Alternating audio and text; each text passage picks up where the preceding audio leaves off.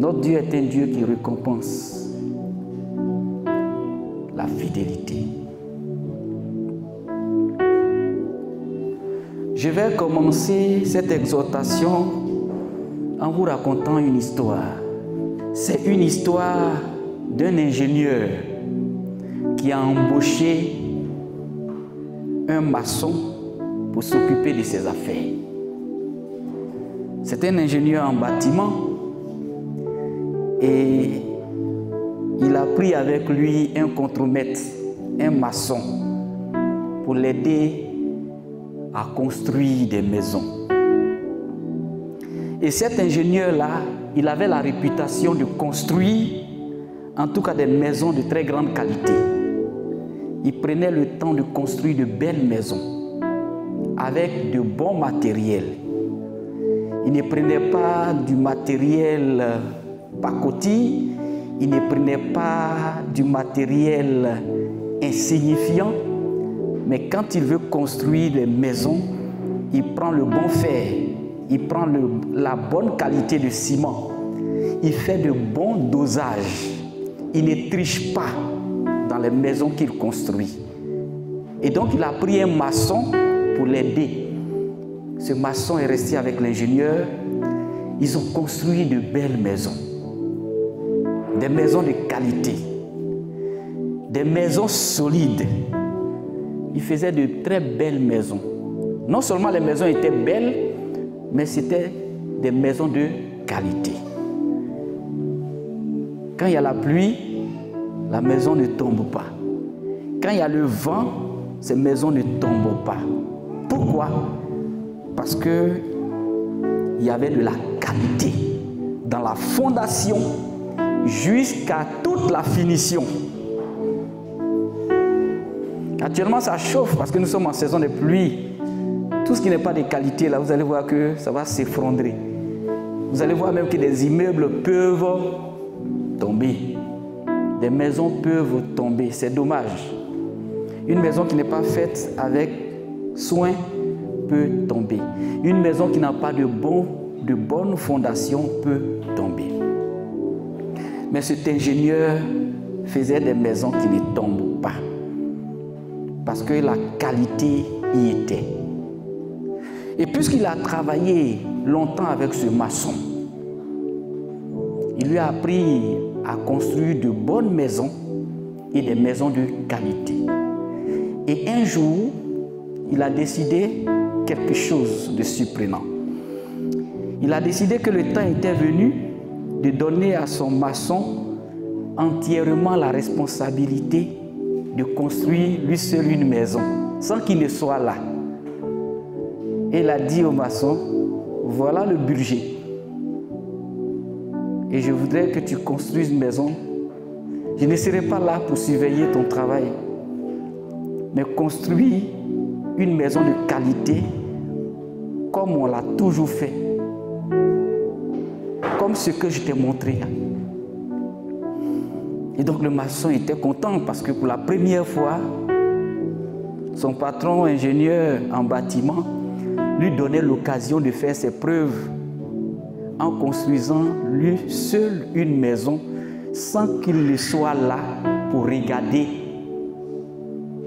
comment la maison était construite. Et donc le maçon a commencé à construire la maison sans que l'ingénieur ne vienne regarder. Et cet ingénieur a fait exprès de lui donner l'occasion de construire une maison sans qu'il ne vérifie quoi que ce soit. Le maçon a construit une maison. Cette maison devait être bâtie comme d'habitude, avec les meilleurs matériaux disponibles. Cette fois-ci, il travaillait sans être supervisé par l'ingénieur. Il avait l'entière responsabilité de bâtir une maison. Il était d'abord sous le choc parce que il avait la lourde responsabilité de construire lui seul sans que quelqu'un le regarde. Non seulement il était content, mais il était sous le choc. Ah vraiment, c'est que mon maître me fait confiance. Mon patron me fait confiance. Ok. Et il a travaillé. À un moment donné, il a imaginé son état. Il a dit, bon, je vais construire la maison. Il a commencé à bâtir. Et il s'est dit en lui-même, dans son fort intérieur, il s'est dit, mais de toutes les manières, il y a de l'argent qu'il faut pour bâtir la maison. Bon, je vais essayer de tricher un peu dans le matériel. Et vous savez ce qu'il a fait? Il a construit la maison en prenant des matériaux qui n'étaient pas de qualité. Parce que son maître n'était pas là pour le regarder.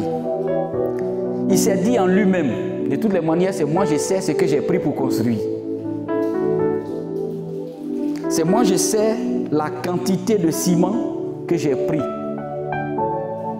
Je vais tout faire pour retenir un peu d'argent pour moi-même. Et il a construit la maison en retenant un peu d'argent à côté, en trichant dans le matériel, en prenant le matériel de qualité inférieure. Et quand la maison est finie, la maison était toute belle. Hein? L'apparence, elle était toute belle. Et le moment est venu maintenant à l'ingénieur de venir voir. Et l'ingénieur est venu voir la maison. Il est venu inspecter la maison. Quelle a vu la maison était belle, bien jolie. Mais seul le maçon sait ce qu'il a pris pour construire cette maison. Alléluia. Or, l'ingénieur lui avait montré comment construire des maisons solides de qualité. Mais puisque l'ingénieur lui avait laissé la latitude à lui seul de construire, il a triché dans le matériel de construction. Et il a terminé une maison. Elle était toute belle, mais en réalité, il a pris du matériel de qualité inférieure pour construire cette maison. L'ingénieur ne pouvait pas voir ce qu'il a pris pour construire, mais il a vu que la maison était belle. Et l'ingénieur a dit, tu as longtemps travaillé avec moi et tu as toujours bien travaillé. Je t'ai montré comment on bâtit une vraie maison, une maison qui est solide. Cette maison que tu as bâtie là, je te donne ça, c'est pour toi.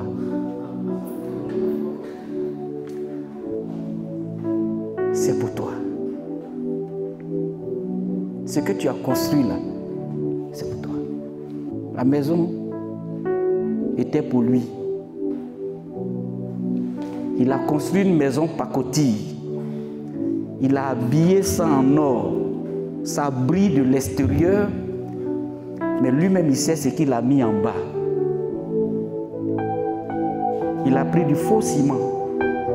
Il a pris du fer qui n'est pas solide. Et ce qu'il a construit là, on dit voilà, il faut prendre. Ça lui a fait tellement mal. Il s'est dit dans son fort intérieur, si j'avais su que la maison était pour moi, j'aurais utilisé les meilleurs matériaux. Maintenant c'est trop tard et je dois vivre dans ce que j'ai bâti. Oui. Maintenant c'est trop tard et je dois vivre dans ce que j'ai bâti. Je veux dire à quelqu'un ce matin, il y a une leçon dans cette histoire que je viens de vous raconter. Tout ce que vous faites pour Dieu, tout ce que vous faites avec Dieu, tout ce que vous faites dans le service, tout acte que vous posez, en marchant avec Dieu, tout acte de fidélité, d'amour pour Dieu que vous faites, c'est sur ça que Dieu va s'appuyer pour vous récompenser. Il y a toujours une récompense à la fidélité d'un croyant. Il y a toujours une récompense. Et le Seigneur dit dans le livre de Proverbes 28, verset 20, « Rappelez-vous qu'un homme fidèle sera comblé de bénédictions. » Tu ne peux pas marcher avec quelqu'un tout le temps, rester attaché à lui, sans être béni par lui. Même nous-mêmes qui sommes humains là, nous-mêmes qui sommes des hommes là, quand quelqu'un est avec toi, quand tu as les problèmes, il est là. Quand tu es dans les difficultés, il est là. Quand tu es dans la joie, il est là. Quand il est fidèle à toi, à tous les coups, un jour, tu vas le bénir.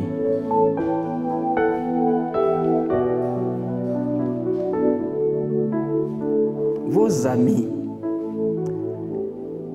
ceux qui marchent avec vous, vous-même vous connaissez ceux qui sont fidèles, ceux qui ne sont pas fidèles. Un ami fidèle, dans le malheur il est là, dans le bonheur il est là. Il te suit non pas à cause de l'argent, mais il te suit par amour.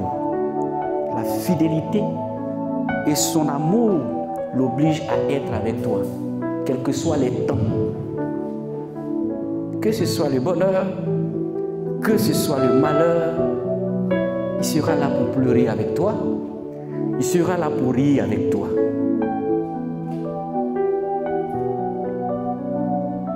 Et le Seigneur est en train de tester notre foi, peuple de Dieu. Dieu teste notre foi, notre fidélité dans sa maison. Il y a des récompenses liées à la fidélité. Vous ne pouvez pas être ingrat jusqu'à ce point en tant qu'homme vis-à-vis de quelqu'un qui vous est fidèle. Ça ne marchera pas.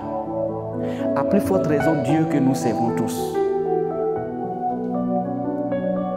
Je vais vous encourager ce matin et vous dire que tous ceux qui sont fidèles au Seigneur seront récompensés.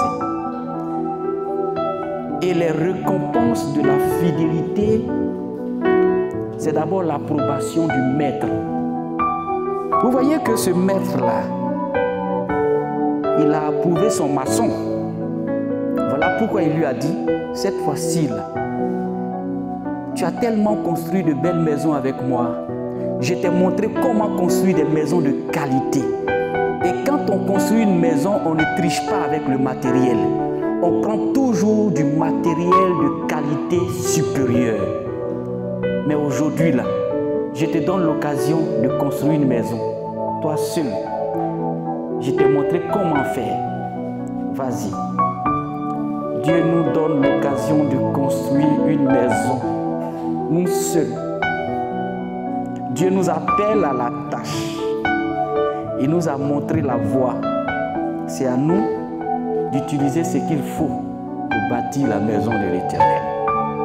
Notre vie est une vie en pleine construction. Peuple de Dieu. C'est pour ça, ne soyez pas surpris des saisons. Ne soyez pas surpris des saisons. Ne soyez pas surpris des inondations. Ne soyez pas surpris de l'eau, de la tempête. Ne soyez pas surpris du tonnerre. J'ai un ami qui m'a appelé, un collègue qui m'a appelé, je crois, mercredi. Et il m'a dit, est-ce que tu sais qu'il y a une forte pluie qui s'est abattue sur Abidjan? J'ai dit, si. J'ai été visité aussi par la pluie parce que très tard dans la nuit, on m'a appelé même. Alléluia. Il me dit qu'il a entendu un tonnerre qu'il n'a jamais entendu. Tellement ce tonnerre a grondé.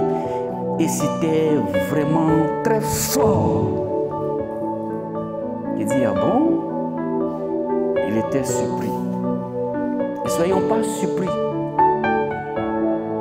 Ce tonnerre qui gronde là, c'est un langage divin. Qui est le créateur du tonnerre?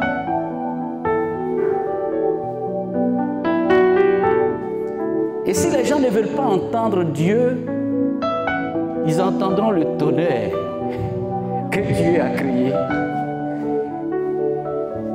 S'ils ne veulent pas entendre la voix de Dieu, ils entendront et ils verront les effets d'une forte pluie.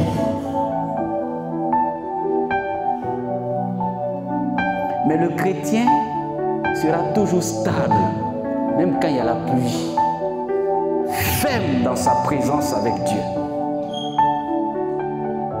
Même quand il y a le vent, la stabilité du chrétien reflète la présence de Dieu dans sa vie. Quels que soient les vents et marées, il demeure.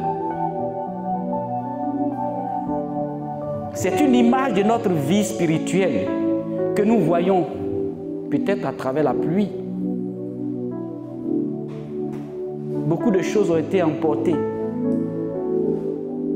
C'est pour dire que dans ta vie spirituelle, il y aura aussi des vents et marées, comme la pluie que tu as vue là, mardi dernier. Il y aura aussi des inondations comme mardi dernier, où l'eau vient et puis s'emporte. Mais sur le plan spirituel, quelles que soient les situations qui arrivent à un enfant de Dieu, il demeure dans la présence de Dieu. Il est enraciné en Jésus-Christ de Nazareth. Il n'est pas dit que nous n'avons pas de problèmes. Mais sache ce matin, je ne suis pas venu prêcher autre chose que la fidélité. C'est pour ça que je vais rester dans mon terme. Dieu approuve ses enfants qui sont fidèles et les bénit. Proverbe 28, verset 20. Un homme fidèle sera comblé de bénédictions. Celui ou celle qui possède le fruit de la fidélité dans sa vie entendra le Seigneur lui dire un jour: bon et fidèle serviteur. Selon Matthieu 25, verset 21, il est écrit: c'est bien, bon et fidèle serviteur. Tu as été fidèle en peu de choses, je te confierai beaucoup. Dieu veut des hommes et des femmes fidèles à lui. Parce que Dieu veut nous récompenser. Le plus souvent on prie: Seigneur, bénis-moi. Seigneur, bénis-moi. Seigneur, donne-moi l'argent. Seigneur, donne-moi le mariage. Seigneur, je veux voyager. Sois fidèle à Jésus. Dieu connaît ton besoin.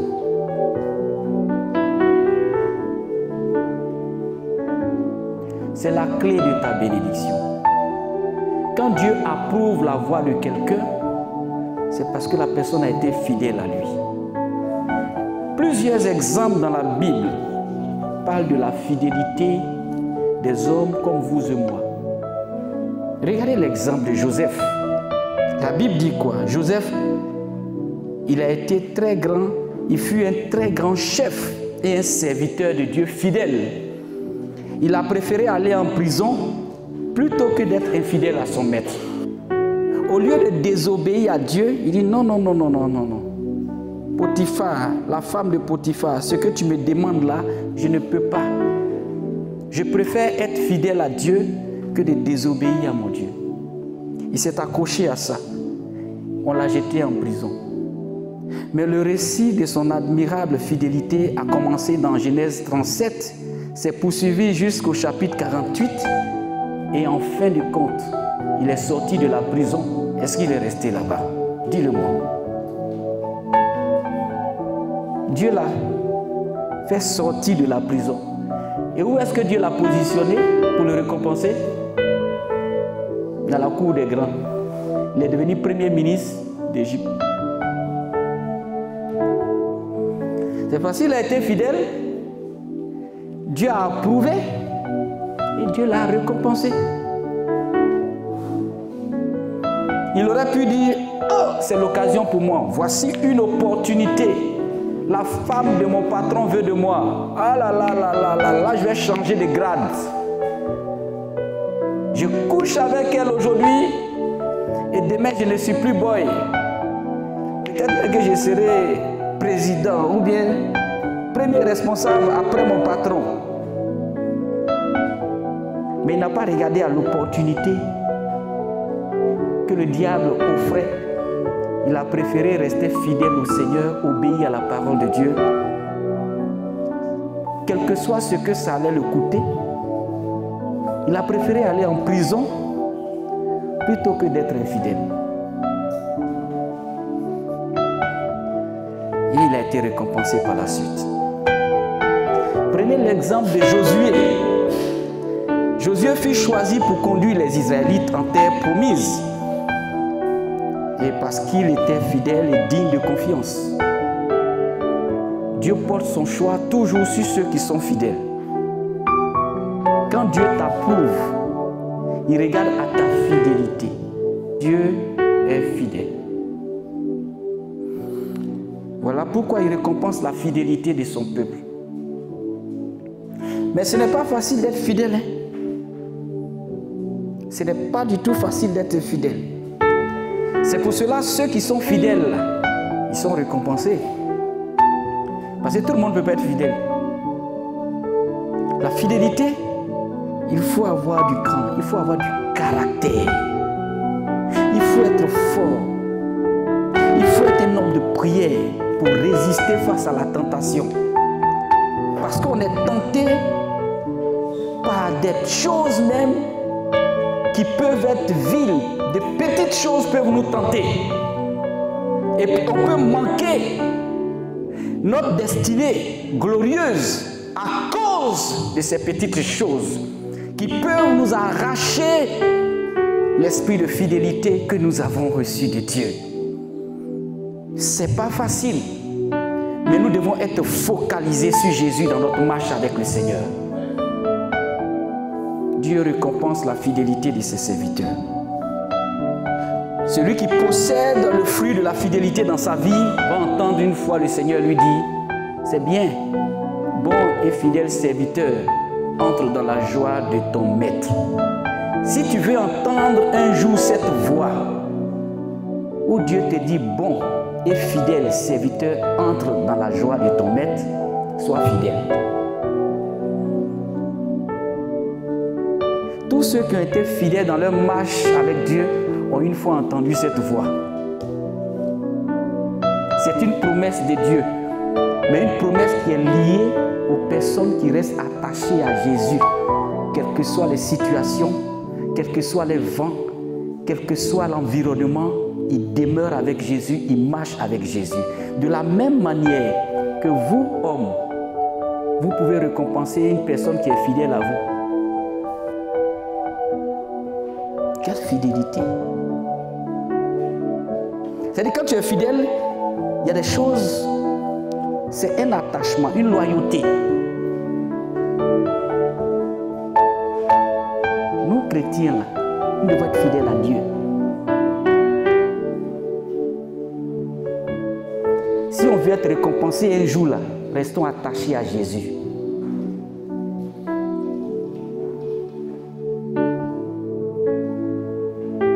Quels que soient nos problèmes, quelles que soient nos difficultés, il y a une récompense.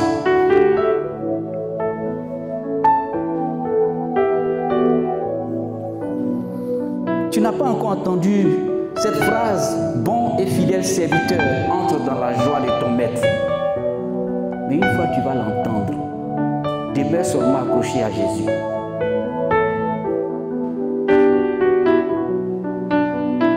Sois fort, parce que le diable voudra t'arracher ta fidélité. Et ça là, on l'observe tous les jours, même dans notre marche.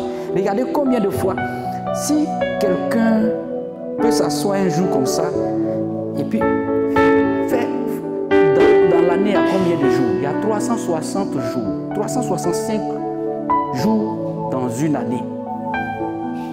Il y a combien de dimanches? Il faut compter. Les dimanches, combien? 50, 52. 52 seulement. Et qu'il prend une année. 52 dimanches. Dans 52 dimanches là, combien de fois tu es venu prier ton Dieu dimanche? 52 dimanches.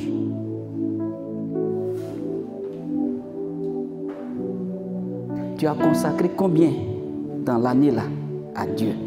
Oh, les 52 dimanches là, c'est pour Dieu.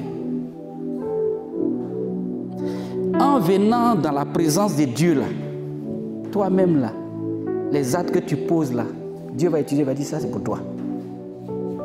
Laisse-moi faire même d'argent. Même si tu n'as pas, le Seigneur dit viens dans ma présence. Regardez ce qu'on fait le plus souvent à Dieu.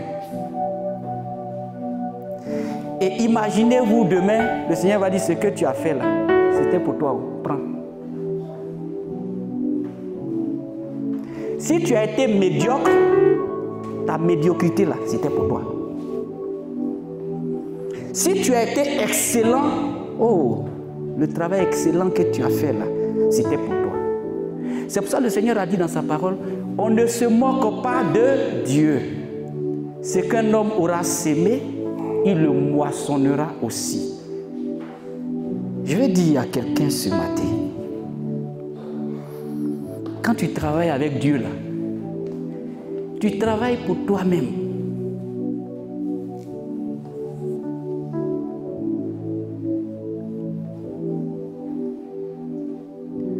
Quand tu travailles avec Dieu, quand tu construis avec Dieu, Dieu est là pour t'aider à construire des maisons de qualité.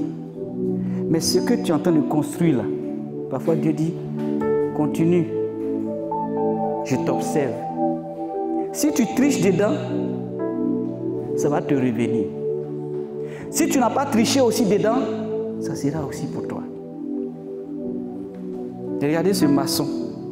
S'il savait ce que son patron lui a dit de construire là, ça allait lui revenir, il n'allait pas tricher dans le matériel.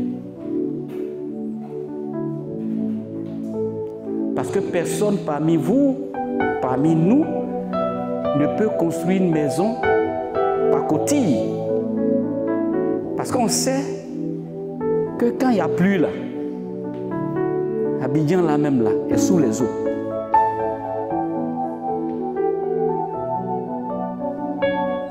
Le Seigneur te donne l'occasion de construire quelque chose de solide. Il ne faut pas tricher dedans. Ce que tu es en train de faire là, ça va te revenir. Peut-être que Dieu ne t'a pas encore dit, mais sa parole est claire. Regarde les promesses. Donnez et il vous sera donné. Ce que vous allez offrir là, ça va vous revenir. Donc mon frère, ma soeur, il faut offrir de bonnes choses à Dieu. Quand tu marches avec Jésus, quand tu sers avec lui, il faut le servir avec la qualité, avec l'amour, avec plein de détermination. Jésus veut des fous, des personnes à qui on va dire, mais lui il est fou, hein? Lui là son affaire de Dieu est trop, hein? Mais est-ce que tu as une fois entendu quelqu'un te dire ça?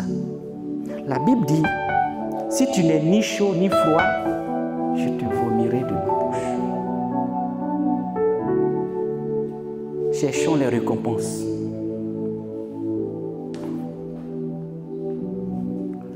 En cherchant les récompenses, travaillons et soyons fidèles à Dieu. Et vers la fin de sa discussion sur la vie dans l'esprit, l'apôtre Paul a donné un conseil aux Galates. En Galates 6, versets 7 à 8, il est écrit, ne vous y trompez pas. On ne se moque pas de Dieu. Ce qu'un homme aura sémé, il le moissonnera aussi. Celui qui sème pour sa chair, moissonnera de la chair. Mais celui qui sème pour l'esprit, moissonnera de l'esprit la vie éternelle. Les récompenses de la fidélité sont l'approbation du Maître et la vie éternelle. Tout ce que nous faisons sur la terre, c'est pour aller au ciel. Mais Dieu commence d'abord a approuvé notre œuvre déjà sur la terre. C'est pour cela que Dieu bénit d'abord sur la terre avant de te recevoir dans le ciel. Et la parole de Dieu dit que les bénédictions de l'Éternel accompagnent toujours ceux qui croient en lui, ceux qui sont fidèles à lui. Donc voyez ce que Dieu peut faire. Les Moïse là, Moïse ne savait pas parler quand Dieu l'avait appelé. Mais il a été fidèle à Dieu. Il a été un instrument que Dieu a utilisé pour faire sortir les enfants d'Israël de l'Égypte. Dieu récompense toujours la fidélité.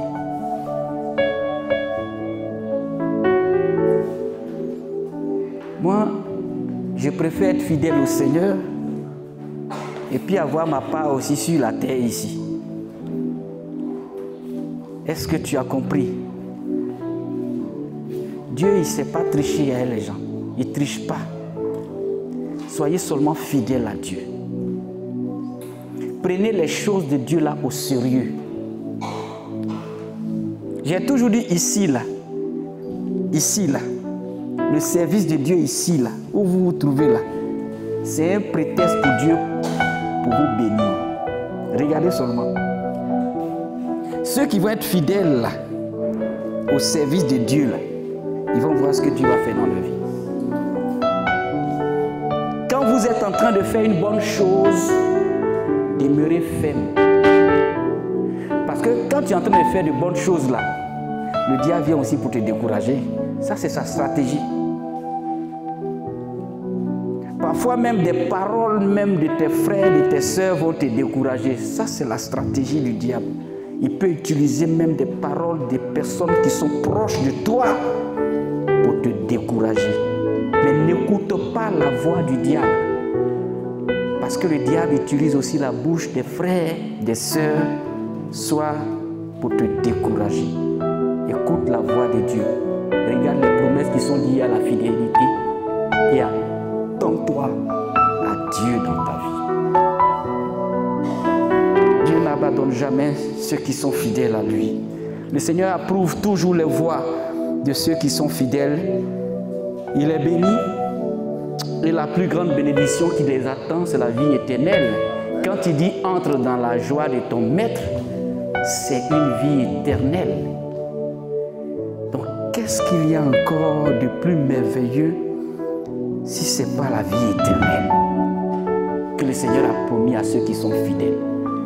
Chrétien jusqu'à la mort, tu rentres au paradis direct, sans transpiration, propre même.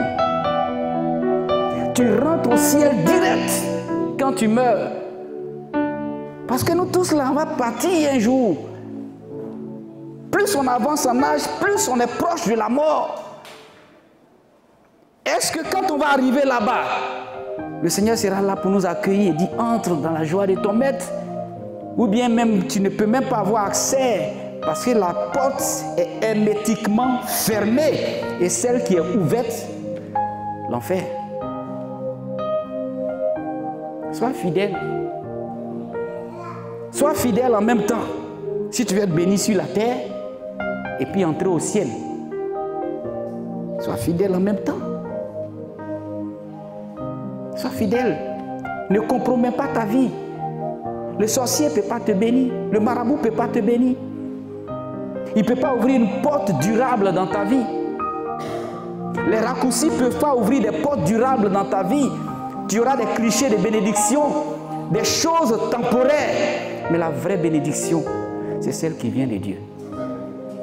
Regarde dans la Bible, tous ceux qui ont été bénis là, ils ont été bénis par Dieu. Dieu peut susciter l'or, il peut susciter l'argent, il peut susciter le travail, il peut susciter le mariage, il peut susciter toutes les bonnes choses que tu connais sur la terre ici. Tous, nous aspirons à être bénis. Soyons fidèles. Soyons fidèles. Si tu veux, arrête même de multiplier les prières de bénédiction, mais commence à être fidèle à Dieu. On ne prie même pas pour la bénédiction. Prie plus pour ta fidélité. Seigneur, aide-moi à marcher avec toi. Aide-moi à demeurer dans ta présence, quels que soient les vents et marées. Aujourd'hui, rares sont les chrétiens qui prient pour leur stabilité spirituelle. La plupart donne-moi maison, donne-moi voiture. Mais depuis que tu demandes maison, tu demandes voiture, est-ce que tu as reçu? Prie pour ta stabilité, pour ta fidélité. Seigneur, fais de telle sorte que je demeure en toi. Fais de telle sorte que, qui a une fois prié pour dire, Seigneur, je ne dois jamais manquer le jour de sabbat. Seigneur, aide-moi pour ne pas que je manque un seul dimanche. Je n'ai jamais vu des chrétiens déterminés à être toujours présents dans la joie du Seigneur. Parce que l'image du temple bâtiment, c'est l'image également d'un lieu où nous venons communier avec Dieu, ensemble, dans la prière, avec les autres frères. On ne peut pas vivre une vie chrétienne en singleton. Je t'encourage à prendre des résolutions fermes si tu veux voir Dieu te bénir. Moi, c'est ce que je fais. C'est mon secret. Je l'ai puisé dans la Bible et je suis venu pour te montrer ce secret. La fidélité à Dieu. Les autres n'ont qu'à abandonner, mais toi, tu ne dois jamais abandonner la main de l'Éternel. Regardez-moi. Et puis vous allez comprendre. Mais l'amour de Jésus m'attire toujours dans sa présence. La joie du Seigneur. Et David pouvait dire, je suis dans la joie quand on me dit, allons à la maison de l'Éternel. Mais on vient aujourd'hui, demain on n'est pas là. Ce que tu es en train de construire là, c'est pour toi-même. Vous avez vu cet ingénieur là. Il a dit, mon maçon, je t'ai appris à construire une maison. Construire. Je n'ai pas regardé, mais il faut construire. Au retour, il lui a dit, maison tu as construit là, c'est pour toi. Donc si tu triches là, ça va te revenir. Ne trichez pas.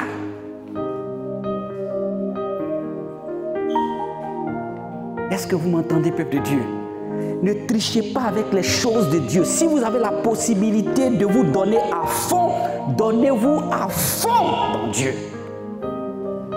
Vous n'allez pas perdre. On ne perd jamais quand on se donne 100% à Jésus.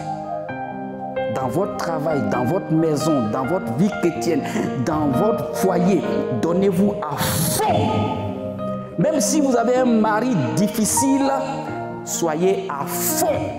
Aimez-le à fond. Faites tout ce qu'il faut à fond. En le faisant, faites-le comme si vous êtes en train de faire pour Dieu. C'est un service, c'est votre sacerdoce. Et Dieu va vous récompenser un jour.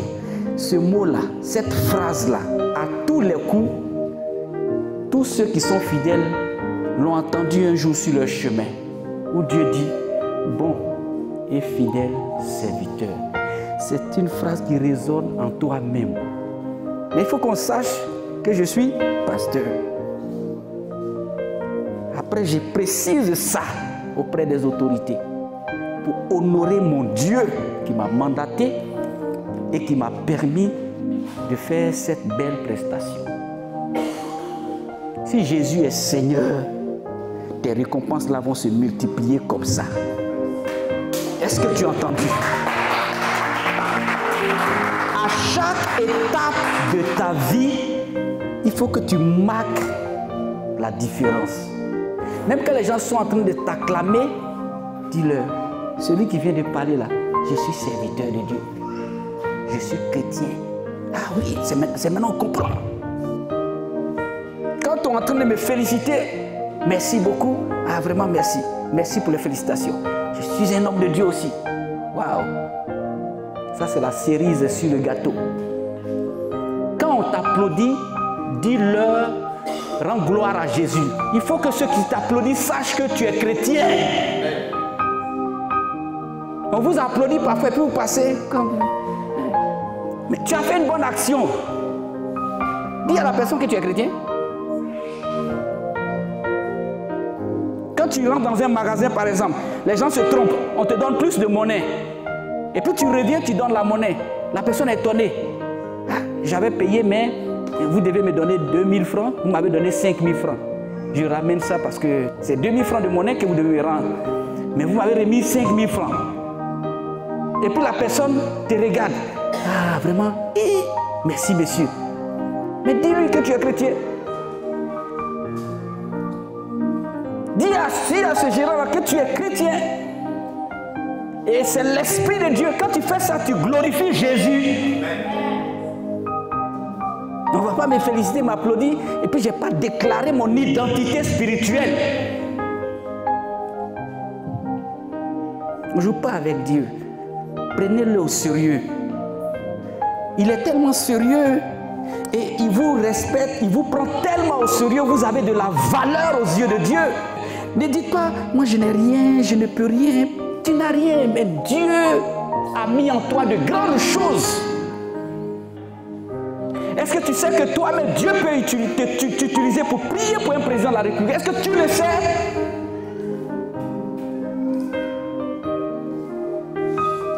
C'est nous qui avons la solution parce qu'on a l'Esprit de Dieu en nous. C'est nous qui sommes la lumière du monde parce qu'on a l'Esprit de Dieu en nous. On ignore ça. Et on pense que le diable est plus grand, même que nous-mêmes. Arrêtons ça. Soyons fidèles. Dieu est prêt pour nous récompenser. À l'écoute de la parole de Dieu. Retrouvez-nous sur nos pages Twitter, Instagram et YouTube. Que Dieu vous bénisse.